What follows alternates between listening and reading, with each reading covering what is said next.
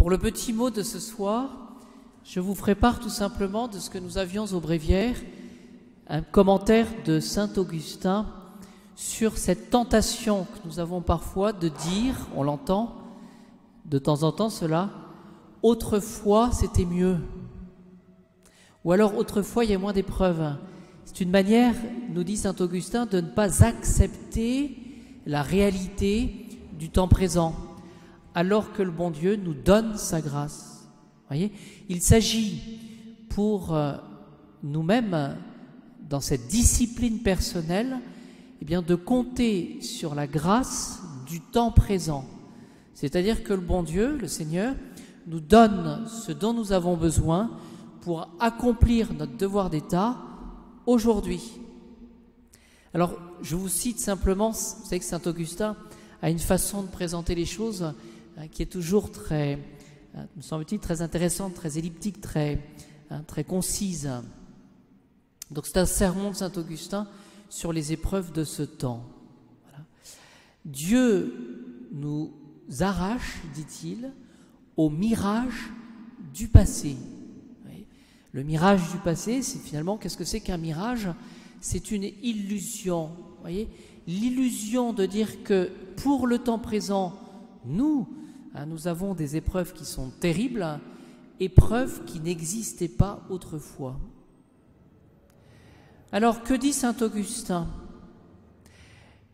Les angoisses ou les épreuves du temps présent sont pour nous, dit-il, des avertissements et des réprimandes. Vous voyez, il y a deux termes qu'on peut retenir, des avertissements. C'est-à-dire que finalement, ce qui se passe, eh bien, doit, si ça nous avertit, attirer notre attention, justement, pour se servir des leçons du temps passé.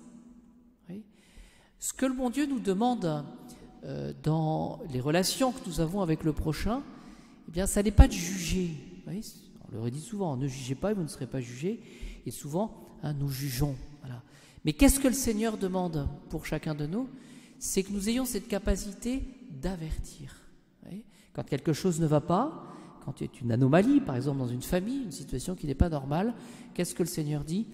Avertissez. Voilà. Dites quelque chose ne va pas. Mais la solution, évidemment, ce n'est pas forcément nous. C'est le bon Dieu, c'est la puissance de Dieu.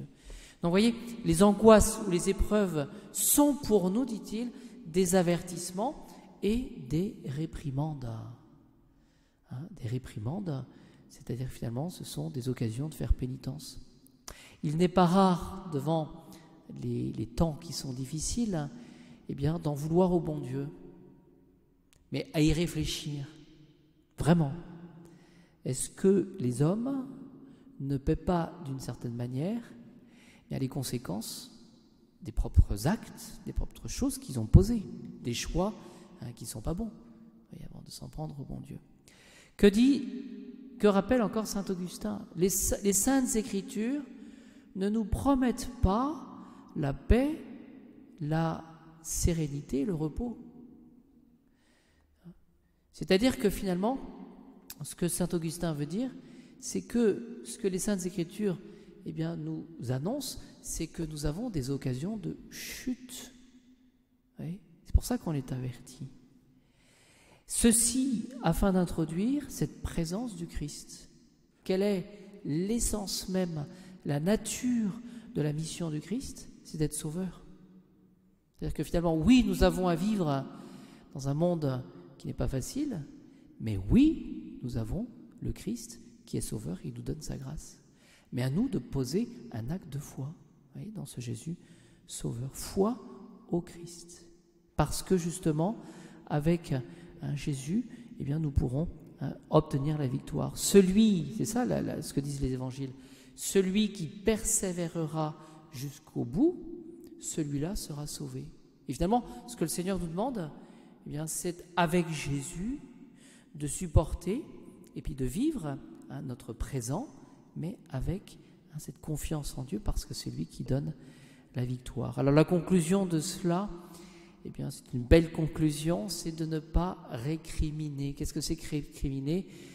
Vous en avez qui sont abonnés, peut-être nous-mêmes d'ailleurs, quand on y réfléchit, il y en a qui sont abonnés à la râlerie. Je ne sais pas si ça se dit d'ailleurs, mais à râler. Ce sont des râleurs professionnels. Oui. Et alors saint Augustin de rappeler que les râleurs professionnels, justement ceux qui ont récriminé, eh bien sont morts, ils ont péri. Et saint Augustin de rappeler l'épisode des 40 ans dans le désert du peuple hébreu. Il y a un moment, quand, et c'est vrai que c'était long, quand ils pérégrinaient dans le désert, les Hébreux ont commencé à récriminer. C'est-à-dire, finalement, ils se sont dit, nous en avons assez de la manne, vous savez, cette nourriture qui tombait chaque jour.